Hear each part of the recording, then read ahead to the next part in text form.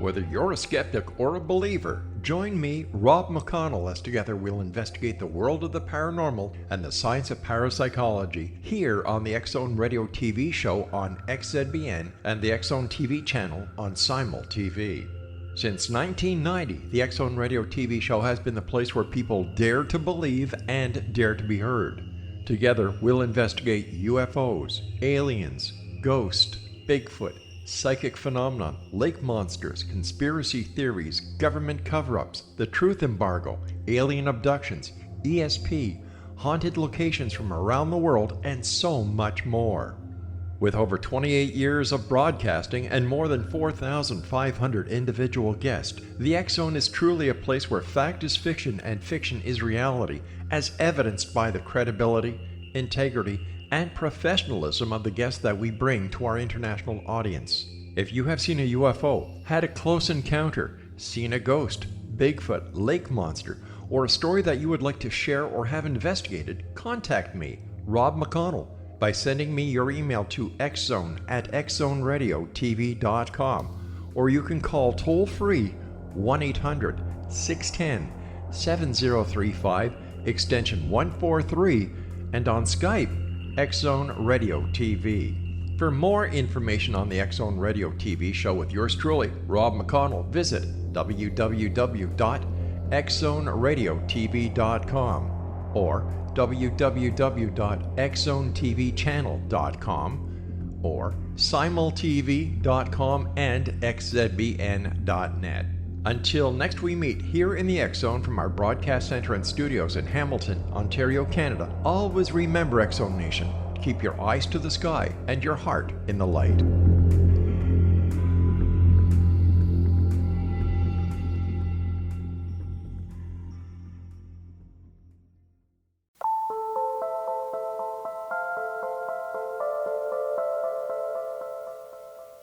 Hello, everyone, and welcome back to Paranormal Stakeout.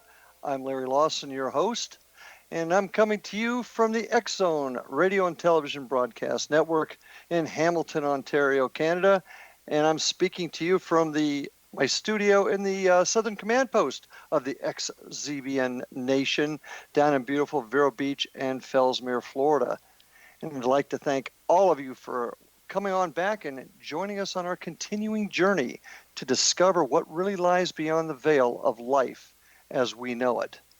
And tonight, to join us on our little adventure is Miss Clarissa Vazquez. Clarissa is a Colorado native and avid paranormal investigator. After serving in the U.S. Air Force and having her first paranormal experience while enlisted, Clarissa returned to Colorado and later founded the Colorado Coalition of Paranormal Investigators, or the CCPI, in 2004. Her dedication and research of paranormal phenomena led to her subsequent calling as a minister. She has authored a number of books as well as being featured in several others. Some of the books that she has penned are Ghosts of the Heart, A Paranormal Investigator's Journey, Ghost Hunting in Colorado, Theories for Worldwide Investigations, Phantom Trains and Haunted Rails in the U.S., Debunking Common Paranormal Myths, Exploring Psychosomatic Pareidolia, and the one that's currently waiting to be released, one that I'm particularly interested in, Ghosts and the Bible. Clarissa, welcome to Paranormal Stakeout. Thanks for having me, Larry. Yeah, it's kind of interesting. First of all, thank you for your service to the country, serving in the Air Force. How long did you serve? I only did 2 years. 2 years. What did you do, if I may ask, in the service? I was in logistics. Ah, okay. Now, obviously, that first line in there kind of caught me. I want to hear about how you got started in the field and your team, but having your first experience while being enlisted, tell us about it. Yeah, I was at my first duty station, fresh out of training, and being a low-ranking member on the totem pole, I was tasked with assisting in the remodeling, restructuring, if you will. The hospital at my duty station was in the process of turning their former morgue into a physical therapy department. And so I was tasked with helping to clean up construction debris sweeping up brick dust and asbestos, if you will. Hmm. And if Yeah, that tells you how long ago it was. yeah. Take a And breath of that. yeah. Um, and I was returning back down into that basement area after lunch, if you will. We called it noontime chow, but uh, went back into that basement area and saw a man standing in the center of the gutted out basement. And he was wearing a uniform, not of the time period. The uniform that we were wearing then was the green camouflage battle dress uniform, or Hmm. BDU. And he was wearing the olive drab combat fatigues that you would see like 1960s, 1970s. Um, but he was very clean cut, very rugged, very handsome, and very tangible, three-dimensional, very corporeal, just as real as if you and I were sitting in the same room looking at each other. He Hmm. was not transparent or wispy or anything like that, but he did look out of place. And so I approached him. I got within about 10 feet of him and I said, excuse me, sir, is there something I can help you with? And he looked at me, looked away, and walked through a cinder block wall and disappeared. Well, then, that's fine. How do you do? Uh, Yeah. so, first time in your life you'd ever experienced something like that. Yes. Yes. And it didn't occur to me to be scared at the time. I was more befuddled than anything. And so, I got back to my barracks that night and called my mom. I'm like, you're not going to believe what happened to me today. And she says, well, are you going to try to find him tomorrow? And I said, well, yeah, of course I am. I never saw him again. Hmm. But what it did was it sparked an insane curiosity within me that, just could not be squelched. I went off base and got a library card. The internet was still in its infancy. Paranormal TV wasn't a thing. And so I started reading every book I could get my hands on. Hmm. Books like Hans Holzer and Ed Warren and, the pioneers of the field. I was reading their books and, really trying to understand what I had experienced. And ultimately, I started practicing. I was going out, to creepy locations, mostly cemeteries, uh, Yeah. with a Polaroid camera and an analog tape recorder. And I'm dating myself just by saying that. Uh, but, you know, going out and practicing and ultimately gaining some skill in what I was doing. And, that was over 20 years ago. And in 2004, I started CCPI, Hmm. and we are celebrating our 15th year in existence this year and going strong. And we've got 12 team members, including myself, and things are great. Outstanding. Now, you had your first experience there. It started this insatiable desire to find out what this truly was. Hmm. How long did you go before you started collecting other bits of evidence that kept yourself moving forward? Did you get it right away? Did you have to work for it? It was at first it was, the book reading phase, Hmm. what did I experience? And the more I read, the more I realized, okay, if I'm going to experience something, I need to actually try to experience it. I can't just rely on sheer dumb luck and and random happenstance. Hmm. I need to actually put some effort into this. And so that's when I went out and started practicing and, utilizing tools to, try to obtain some sort of data, that could be paranormal in nature. And that was probably a year later that I Okay. went out and started actively working in the field. When I slowed down on the book reading, I have never stopped with the book reading, Uh-huh. but I I slowed down with the book reading.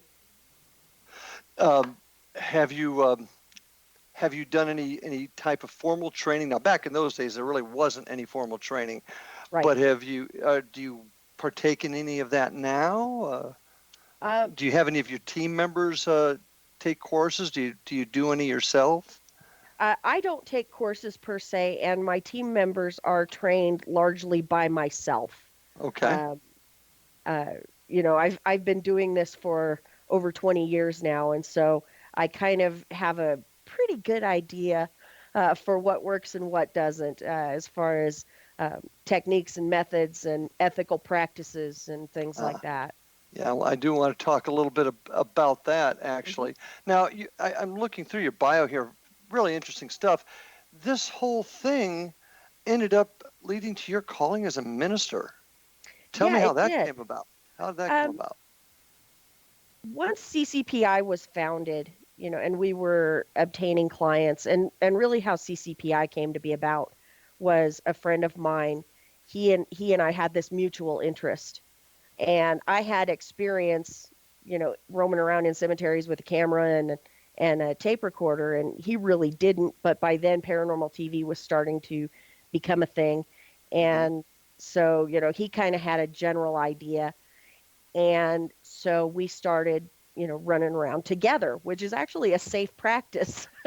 Yeah. At the time when I was running around by myself, I didn't understand, recognize, or realize, just how dangerous that was, to be running around in a cemetery at night by yourself. Um, and so he and I started working on it together. And a few of our friends started going, hey, I think there's something going on in my house. Can you guys come and check it out? You're crazy. You look for this stuff. Come check it out. And then other people said, well, you went and checked out so and so's house. Can you come check out our house? Or can you come check out our place of business? And word really started getting out, and we started gaining steam, and that's really what led to the birth of CCPI. Okay. And we went, okay, well, if we're going to do this, we're going to go all the way. And so we built a website. We took on team members whom we trained, and now we are the second longest running paranormal investigation organization in the state of Colorado, second only to Rocky Mountain Paranormal, which has us beat by 5 years. Okay. And we are, we're still going strong, and Okay. go How ahead. how did this how did this how did this end up bringing you into the ministry, though? Um, we would receive, occasionally we would get clients that would say, this goes against everything that my church has taught me. This goes against everything I learned in Sunday school. This goes against everything in the Bible. Hmm. And I'm sitting there going, no, actually, it doesn't. And it was really difficult for clients to accept what the crazy ghost lady was telling them. Hmm. And so I actually went to seminary and became ordained. I didn't just sign up online Oh, and say, where'd you go okay, to where'd you go to seminary? I went to Sacred Heart Global Ministry Uh-huh. and studied under Reverend Michael Torfey, and ultimately, became ordained, Hmm. and so it's a lot easier to receive the word and to listen to scripture and to receive information if it comes from a minister, as opposed to coming from the crazy ghost lady. I'm still the crazy ghost lady. Um, Well, I just have this nifty little reverend okay. title in Well, front of my well, name. crazy Reverend Ghost Lady, I gotta cut you off here because we gotta take our first break here. Sure. But when we come back, I'd like to chat a little bit more about that. Folks, stay with us. This is Paranormal Stakeout with my guest tonight, Clarissa Vazquez. Be right back.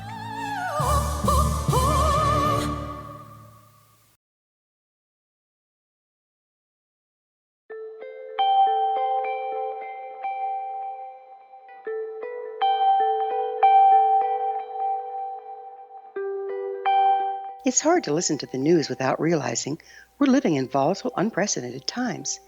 Yet never has there been such an opportunity to transform the human condition. As old structures fail, where can we find the guidance to co-create a better way?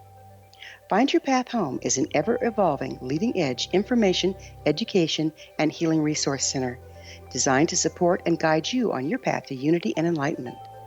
Based on sound principles employed by shaman worldwide, we provide techniques that can support you through the current transitions, offering online shamanic classes, international long-distance shamanic healing sessions, complimentary Mission Evolution radio episodes and Stairway to Heaven TV vignettes, seminars, retreats, and much more. All of this can be found on findyourpathhome.com. So I was watching the X Zone TV channel last night when I was abducted by aliens, and they kept repeating to me over and over again, simultv.com, simultv.com. What's simultv.com? That's what I asked them. They had it written on the side of their UFO. How do you spell that? UFO. No, I mean simultv.com. simultv.com. simultv.com. Right. simultv.com. Interesting that you were abducted by aliens in a simultv.com UFO last night. Oh, yeah? Yeah. Now that you mention it, I remember now last night I was awakened from a deep sleep. My great-grandmother was standing there. She said she'd come from the hereafter to tell me about simultv.com. She even spelled it out for me. simultv.com, sonny boy. simultv.com. simultv.com, sonny boy. Wow. Yeah. Guys, you'll never guess what my psychic guru just told me. simultv.com. Exactly. Are you guys psychic too? Of course. We all know about simultv.com. simultv.com.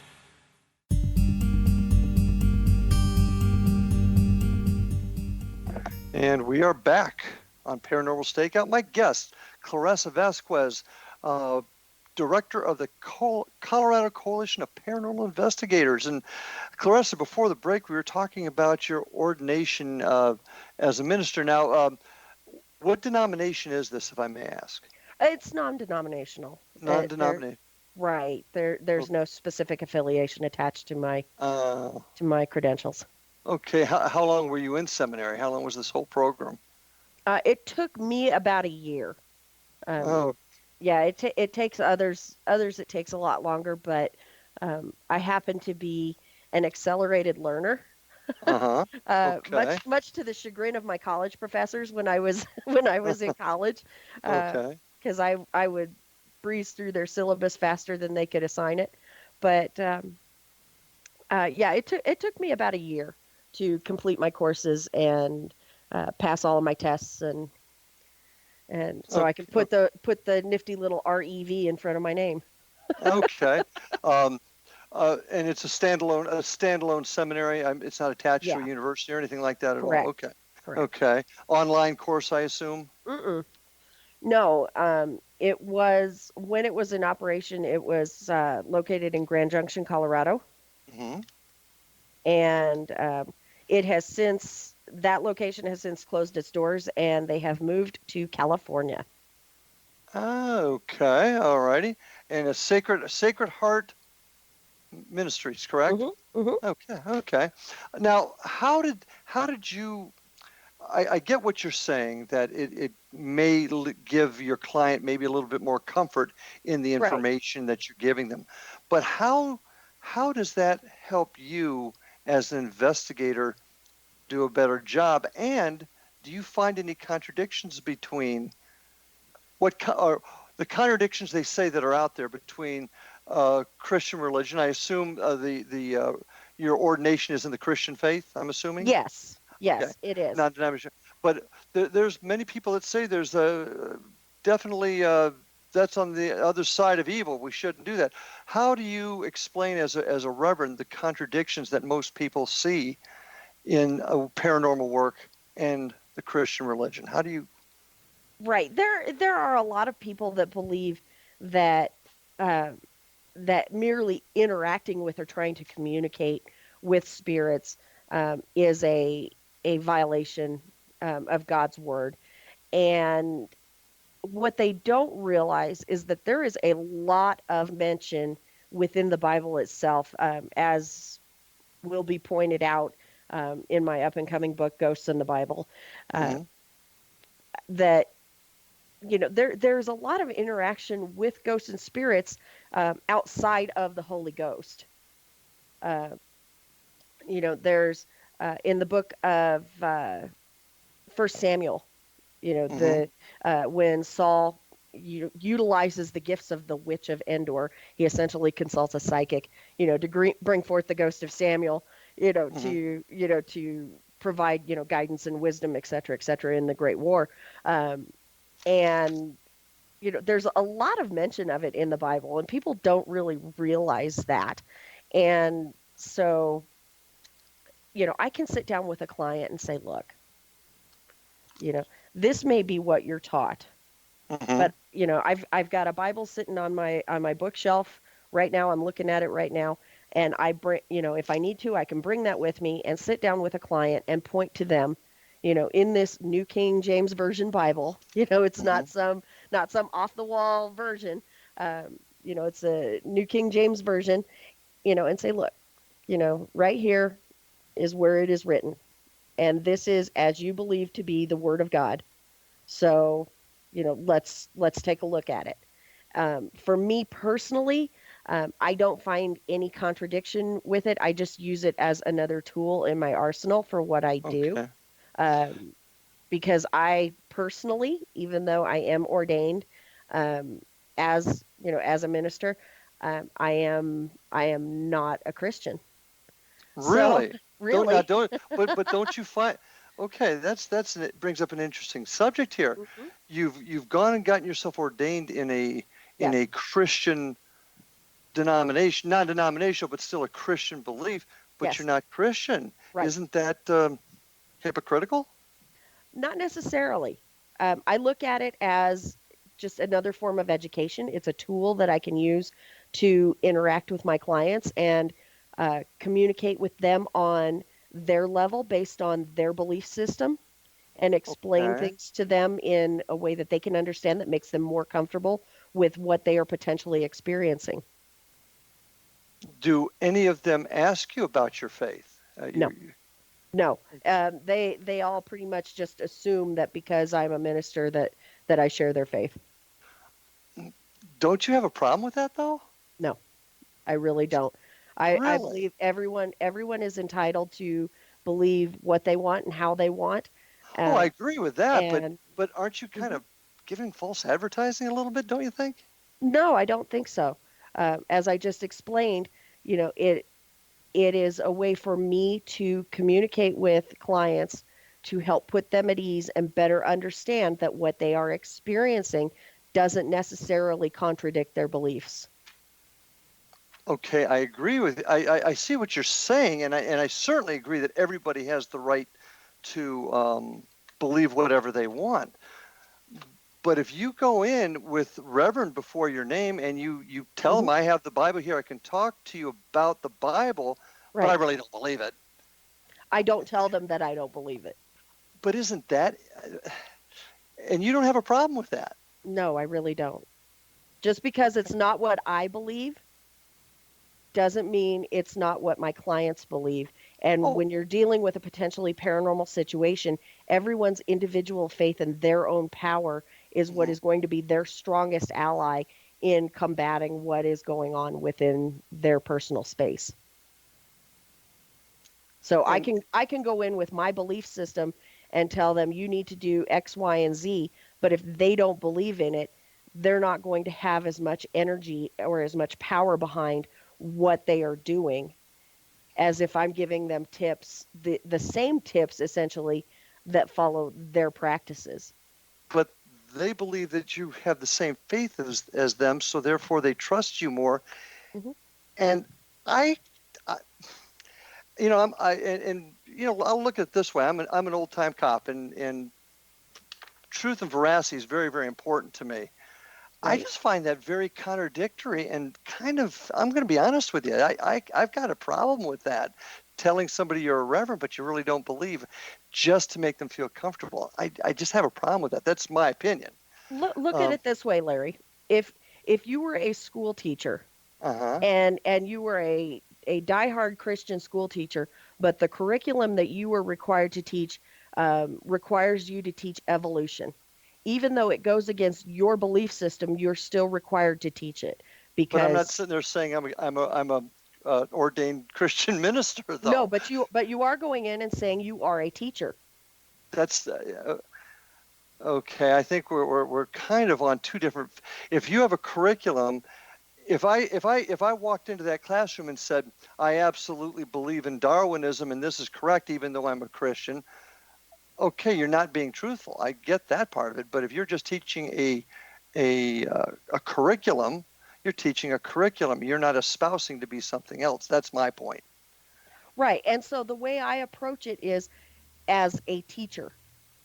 I don't go in and preach my beliefs. I approach them on their based on their belief system. I don't go into a Catholic's house and say, you need to say, four Our Fathers and five Hail Marys. Hmm. It's, I go in and show them based on, what they believe to be the word of God says, you know, applies to their particular situation. That doesn't mean I believe it. But they're believing it because they think you're believing it. They believe it because that's what their faith tells them to believe. But they're putting faith in you because you have professed to them to be a reverend, and here's the Bible to show it. See, do you see where I'm coming from at all? I see where you're coming from. However, where I think where we're getting a little tangled here is the fact that, you know, just because I don't believe it doesn't mean I can't teach it. And I can teach it. I'm licensed to teach it. And I can Licensed point, by who? When you say licensed? I'm licensed by the ordination that I Oh, received okay. I see what you're saying. I when I see what you're graduated saying. from seminary. Okay. So so I can go in and, reach my clients on, on their level based on their belief system and say, okay, you believe that this goes against everything that you learned in your church, in your Sunday school. Let's take a look at the Bible and see what it says. And And that's it. And that's merely all I do is that, look, this doesn't necessarily go against your beliefs. And in doing so, it helps them feel more comfortable in their space and I be guess more I get, accepting of what's going on. and I see that point. I guess I've got a problem with you saying you're a reverend when you don't believe. That's that's that's what bothers me. And I think, and that's one thing that I have an issue with in our field as a whole. Hmm. Are folks is false advertising. People believing or being made, not being forced to believe, but being encouraged to believe in something that the person that's saying it really doesn't believe or doesn't have a view on. Right. And it's not my job it's not my job to Well, impose we, or, we got to take our break right. here. Interesting conversation. When we get back, I got some other things I want to chat with you about Sure.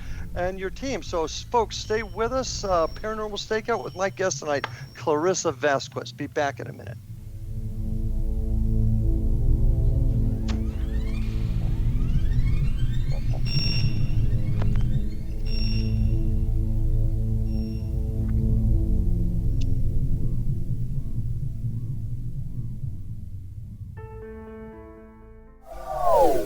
They are here, and they've been here for thousands of years, making their presence known in the shadows. They might be seen by a lonely motorist on a deserted road late at night, or by a frightened and confused husband in the bedroom he is sharing with his wife. But who are they? What do they want? Why are they here? Perhaps most concerning, has the government been aware of their presence all along? The new book by L.A. Marzulli, UFO Disclosure, the 70-year cover-up exposed, delves into the world of UFOs. Can full disclosure be soon?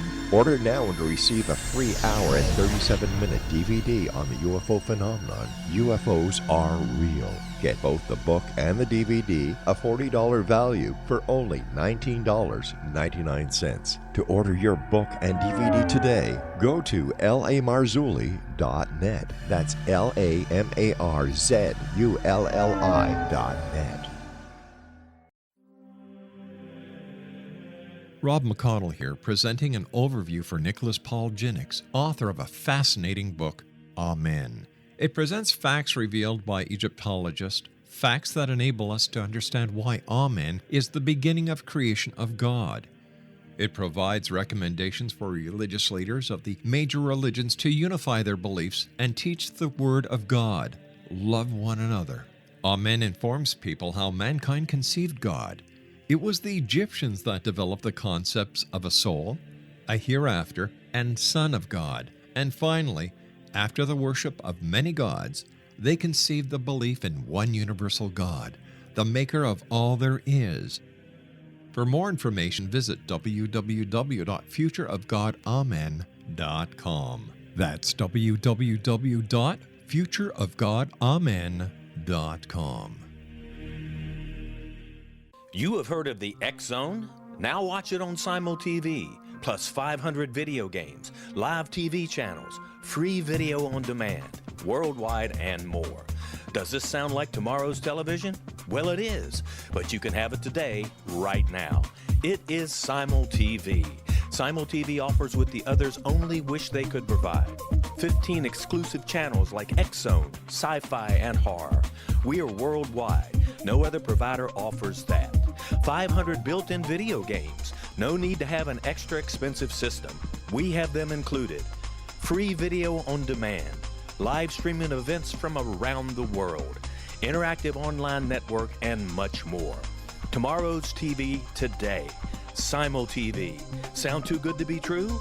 Well, it's not. You can have Simul TV today. Sign up at simultv.com. Do it today.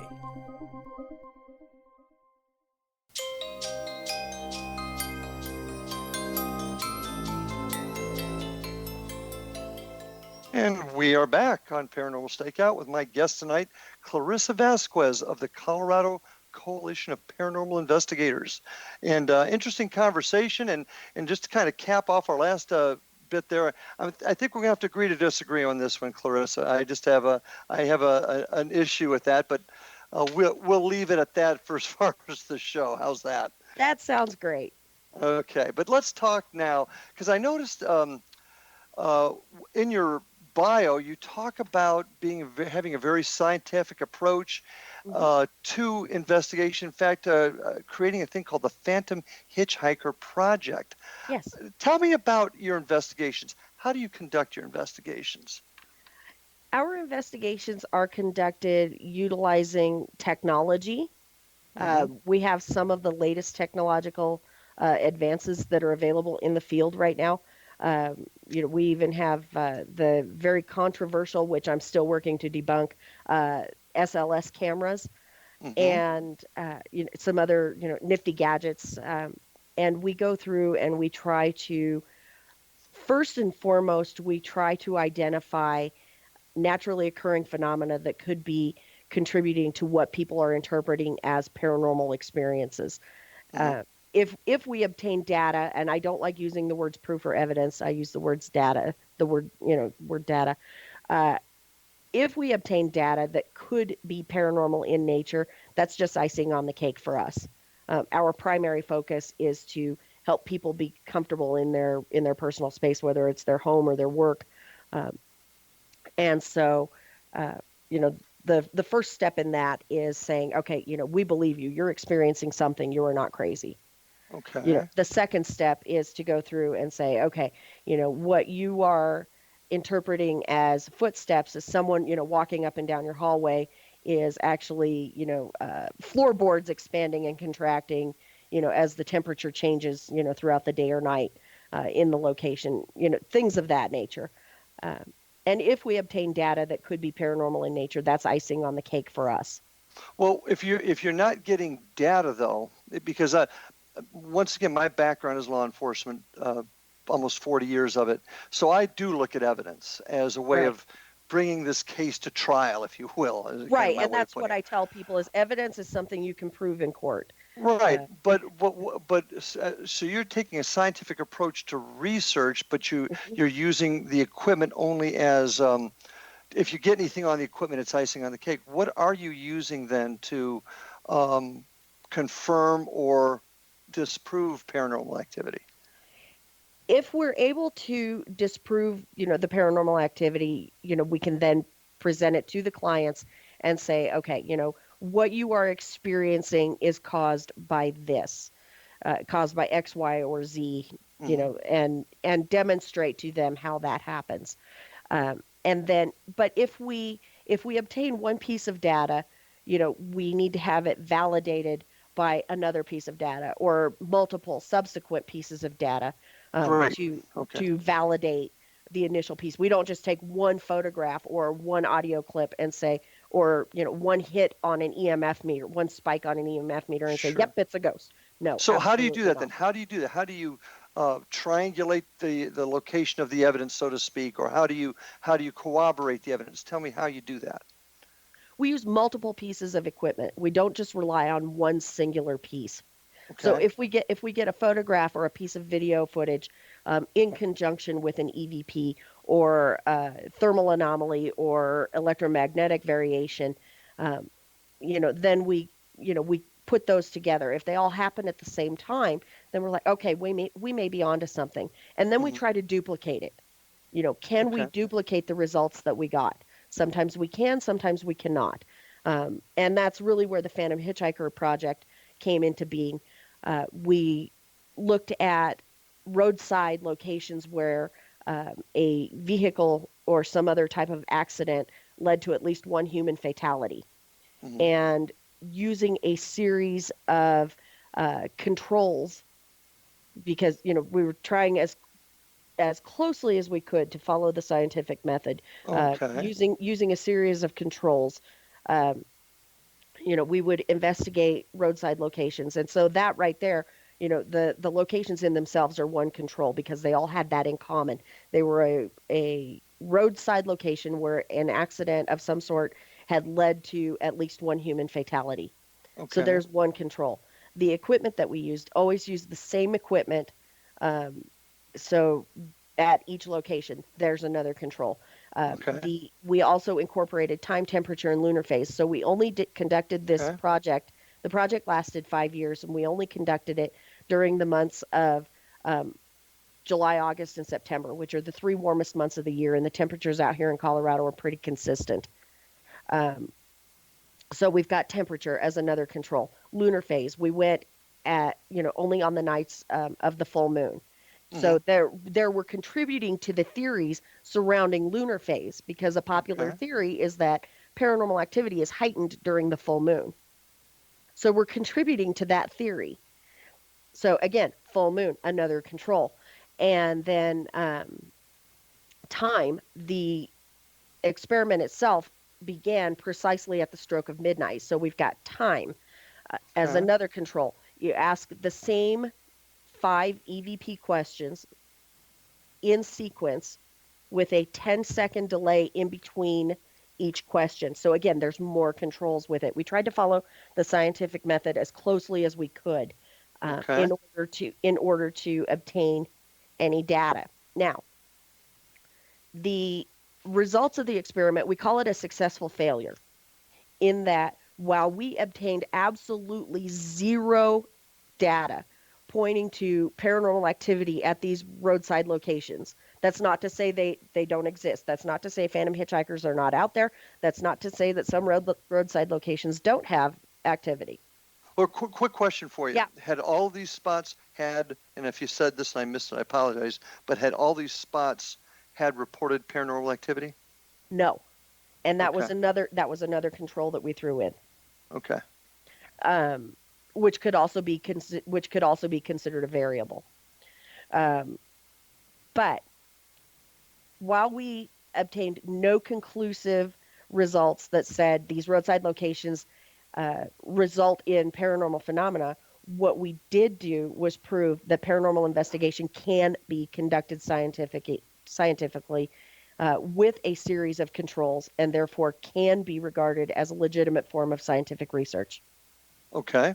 And I got to admit, I like the style.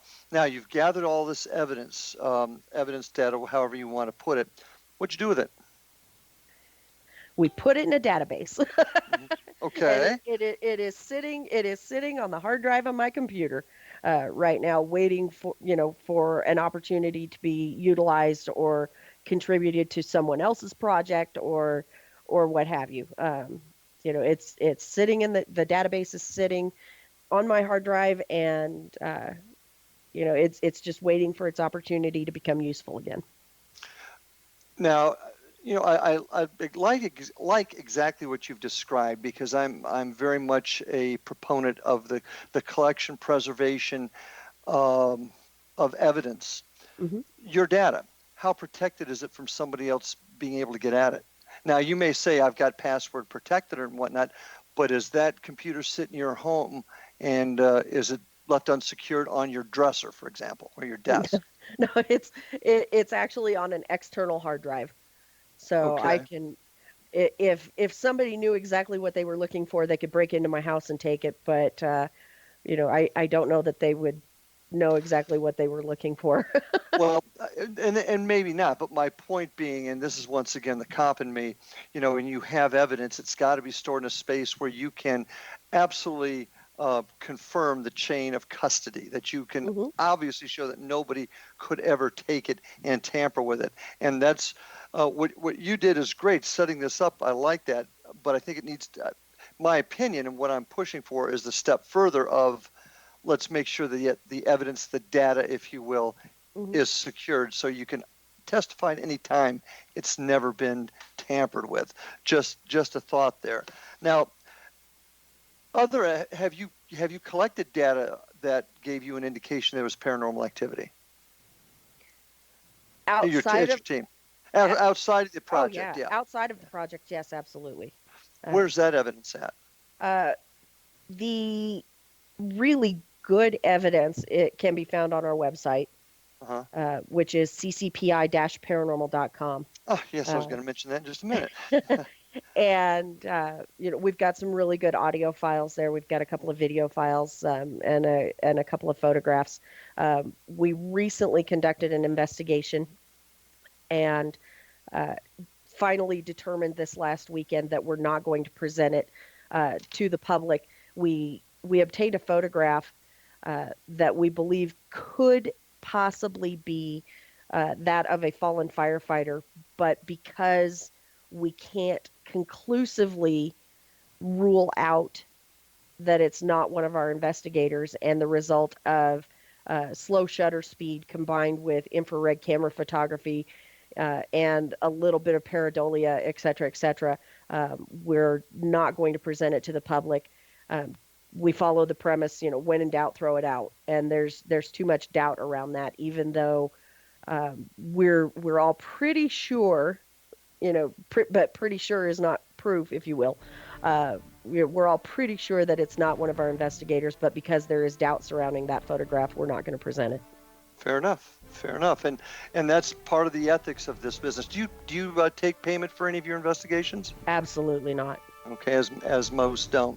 Well, we're about ready to take our last break. So, folks, I'd like you to stick with us. We've got one more round with Clarissa tonight, so stay with us as we talk about her and her experiences with the Colorado Coalition of Paranormal Investigators. Stay with us. We'll be right back after this.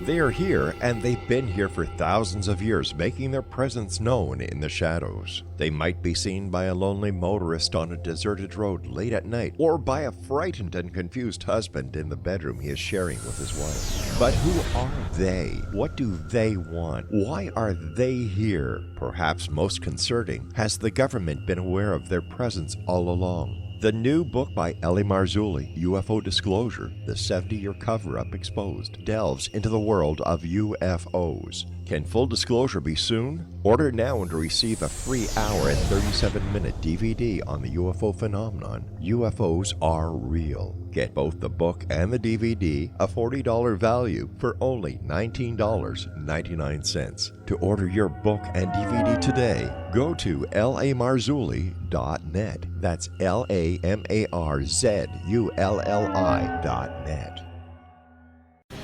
Christopher Fulton is a survivor of the national security state. All he wanted to do was preserve history when he acquired a Cartier watch from the estate of President Kennedy's personal secretary. But that simple act set off a terrible chain reaction. He was pursued by the U.S. Justice Department and the FBI, thrust into the middle of the U.S. government's Assassination Records Review Board, even monitored and pursued by the Russian government. All because that Cartier watch was the missing link of evidence, a timepiece worn by JFK that fateful day in Dallas, a link resulting in Christopher being incarcerated and attacked for 9 years years because he opened a hidden chapter in history. The intriguing journey outlined fully in Christopher Fulton's memoir, The Inheritance, is available now through TrineDay.com or Amazon.com. The Inheritance, Poisoned Fruit of JFK's Assassination by Christopher and Michelle Fulton is a must-read, an incredible tale of how easily our own government can overrule justice. The Inheritance, Poisoned Fruit of JFK's Assassination.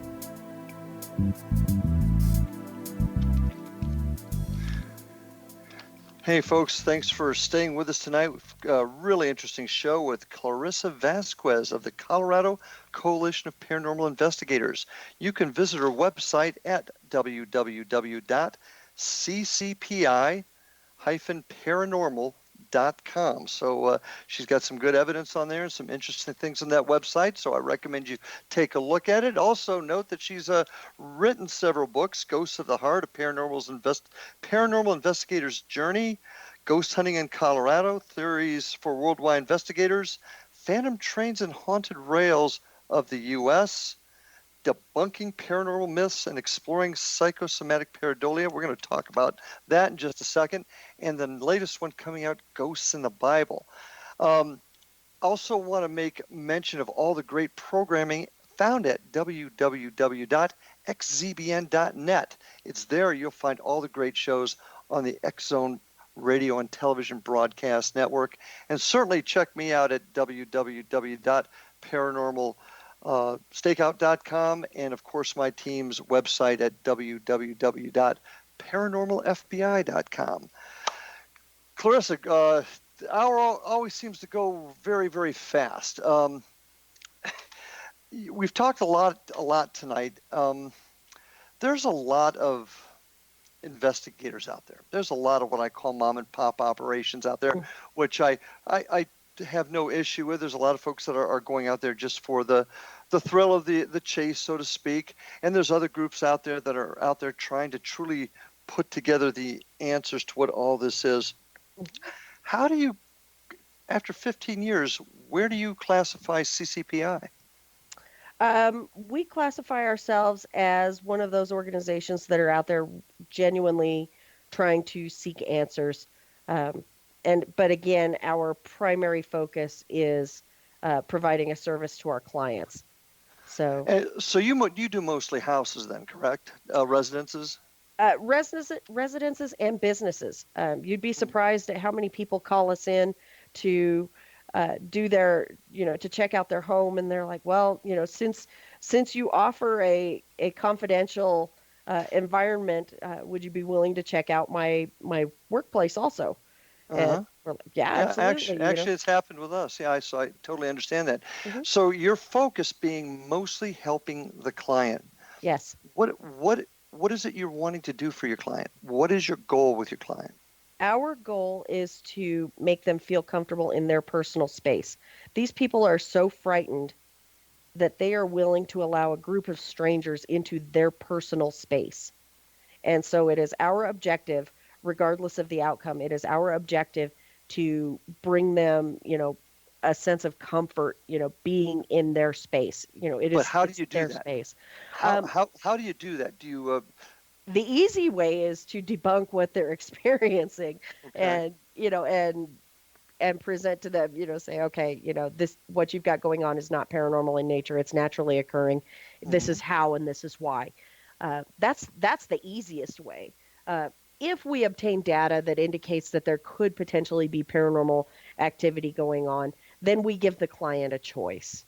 It's like, you can try to find a way to peacefully live with this, peacefully coexist, or we can refer you to an outside source for eradication.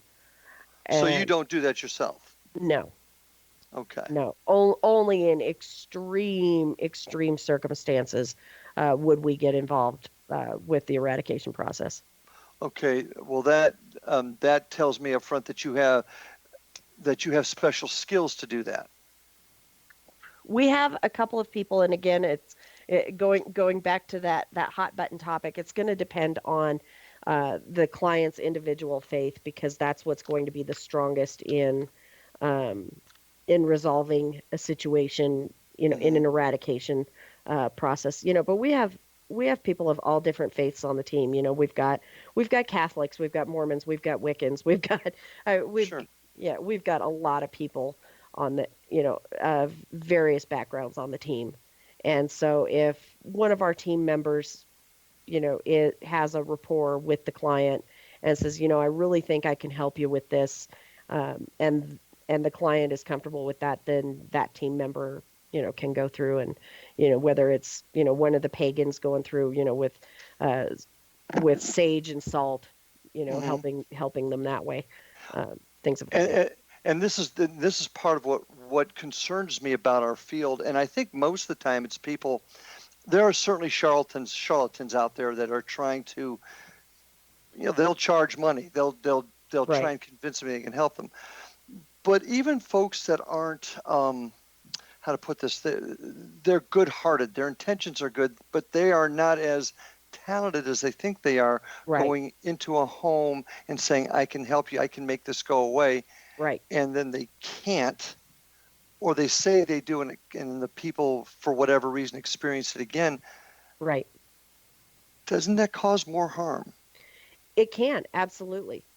And, even less experienced investigation organizations can go in and cause harm. I cannot tell you how many times we've been called in by people who called in a different organization and who went in and emulated what they saw on television.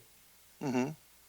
And, they were provoking and, making an already tense situation worse. Mm-hmm. And then we get called in, and it's like, okay, this is what's going on.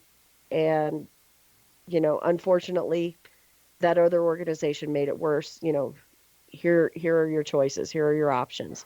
Okay. Yeah. And because ethics, I think, is something that is missing. Now, there are a lot of groups that are just going in, they go to the cemetery in the middle of the night and they do some EVPs. I'm not as much worried about them, but I am worried about Right. folks that are truly gaining health. I guess that's one reason why, got to go back to the Reverend issue again. You go to a house and, Reverend Vazquez, help me. Can you say a prayer with me? Well, I'm not really a Christian. That's why I've got that huge issue with that. I am more than happy to pray with anybody that wants to pray. That, Well, you understand what I'm trying to say, though. You I can't do honestly look I at, do understand can't- what you're trying to say. Yeah. You cannot look at somebody who's a Christian looking for help and pray with them as if you're a Christian, because that's just not ethical. But so that's why I have that issue with that. And but once again, that's my opinion. Changing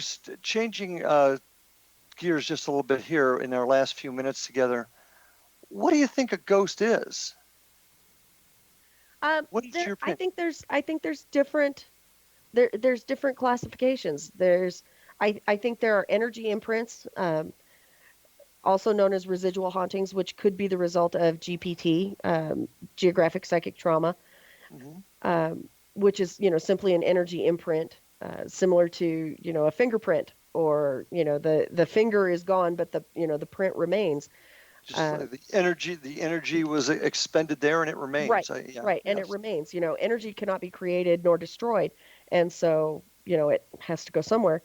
There are also intelligent hauntings, which I believe to be the spirits of the departed that for whatever reason have not gone on, whether they go to heaven or hell or be reincarnated or what have you. We still don't know conclusively what happens after we pass. So for whatever reason, they remain, and so it really depends on what you're working with, and if you're able to classify what you're working with. But what do you think a ghost? What do you think a ghost is? What, in your personal opinion, is that EVP you got, or the guy you saw at the Air Force Station? What was it? The gentleman that I saw when I was in the service, I genuinely believe to be residual energy. I don't think he was an intelligent entity at all. He didn't appear to really acknowledge me. Yes, he looked in my direction and then he looked away and then walked through a cinder block wall. But he really didn't appear to acknowledge me. I believe he was residual. Okay. And so, but, to put it in a nutshell, in black and white, I do believe that a ghost is the spirit of a once living person that is, for whatever reason, still in our plane, still in our existence. Mm-hmm. Didn't saw the light at the end of the tunnel and was afraid the elevator was going to go down instead of up and decided to stay. Right. Okay, fair enough. We've got just a couple of minutes, and you've been with a group that's 15 years. That's a long time for an organization, and my hat's off to you. And in your bio, I notice you're considered a stubborn redheaded with a can-do attitude. Mm-hmm. That sets you apart from others in the community, and you're a true pioneer in the field. Mm-hmm. In our last minute or so, what makes you a pioneer in the field? I think the fact that I have set forth trying to prove that paranormal investigation can be conducted scientifically, makes me a pioneer. A lot of people go out and they just try to emulate what they see on TV. Mm-hmm. Myself and my organization, we're developing theories. We're working on a project right now that we have been for the last year that we're calling Project Leyline. And we're trying to see if there's any connection between what people are interpreting as ley lines and paranormal activity. Mm-hmm. More specifically, ghostly activity. There's a lot of research right now between ley lines and extraterrestrial activity, but we're trying to see if there's any correlation between ley lines and ghostly phenomena. And I got to cut you short. We are getting ready. But folks, go to her website, www.ccpi-paranormal.com, to see more about what the Colorado Coalition of Paranormal Investigators is up to. And we're out of time for tonight, folks, but thanks for being with us, and we'll see you next time on Paranormal Stakeout. Good night, all.